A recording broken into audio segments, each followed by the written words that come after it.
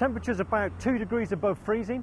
There's a howling gale coming in off the North Sea and the skies are undoubtedly grey. But this is Copenhagen and this is December, which can mean only one thing. This must be COP15.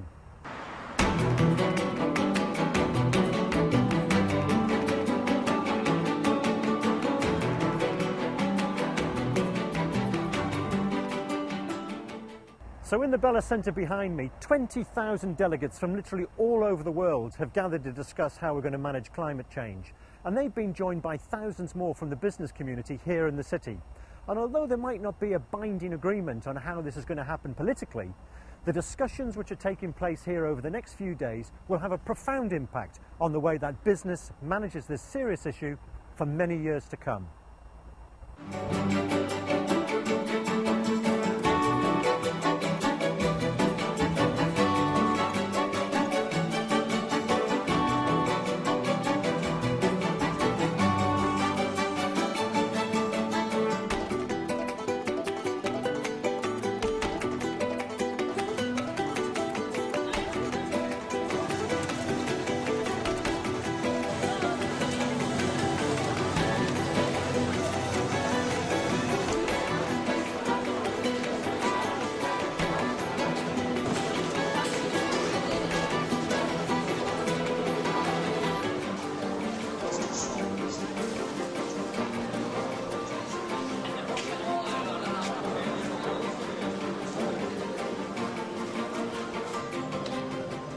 One of the key things we need to bear in mind when we're communicating about environmental issues is not to keep it negative all the time.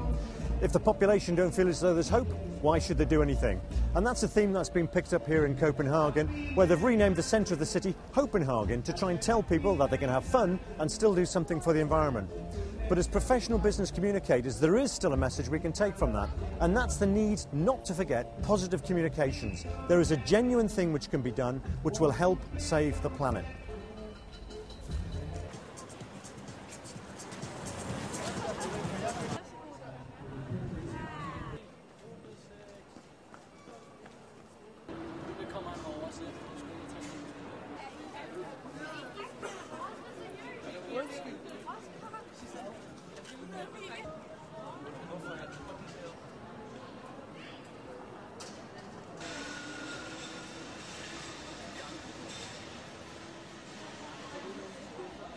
Of course, one of the things we have to do as communicators is make our messages simple so that the general public understands some of these difficult environmental concepts that we're trying to get across. And my award at COP15 for the best piece of communications is going to go to WWF for the Copenhagen Ice Bear. This piece of work does not need 1,000 words of narrative to get across this quite difficult concept of the real imminent danger which has been faced in the Arctic. It's clearly to see, it's clearly understood, and nobody else needs to say another word.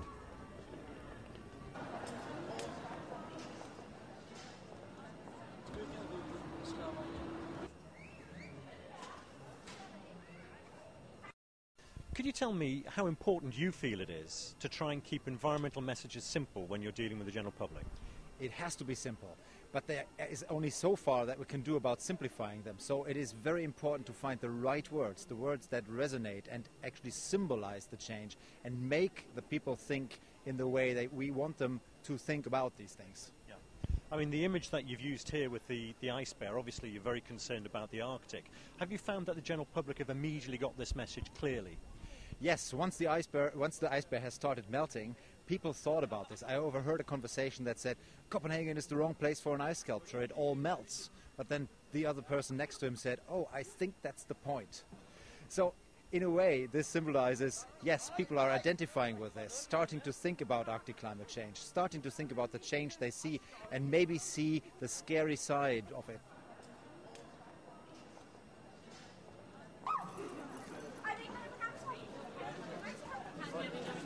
Can I just ask you what your reaction to this particular piece is?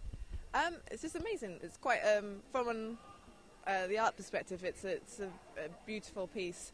But when I was walking by and had a look, it just made me stop dead on my tracks, and just amazing the concept, but very dramatic, very, very simple. Just the kind of the ice covering the skeleton of the polar bear.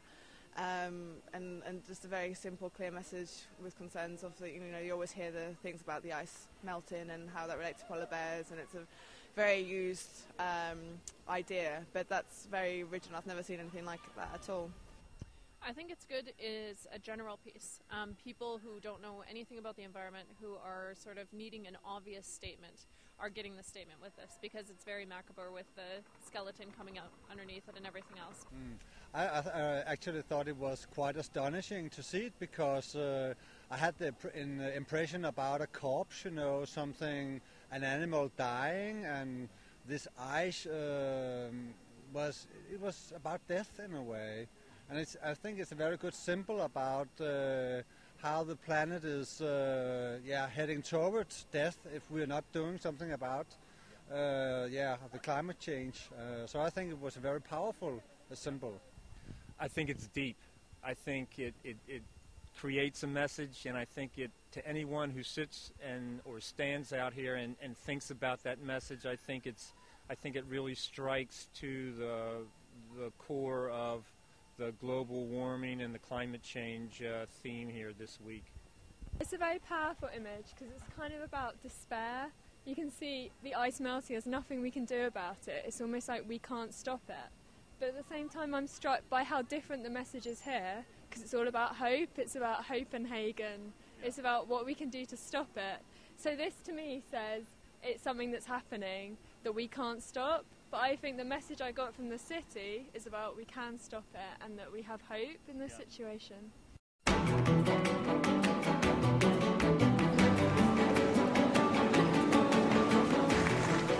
And I might briefly say, in case you wonder, why are the three royals here? In case you missed it, they have dedicated themselves, shown a lot of commitment.